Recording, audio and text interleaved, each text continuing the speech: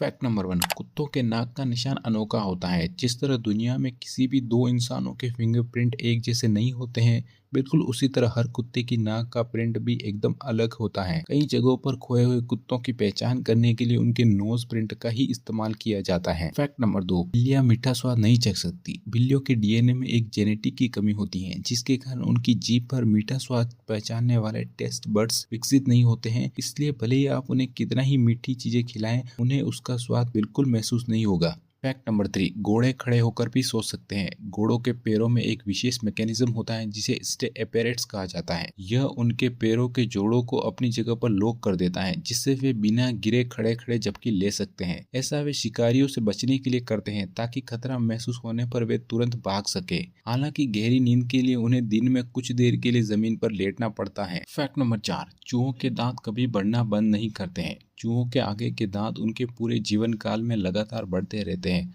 हर साल लगभग 4.5 से लेकर 5 इंच तक।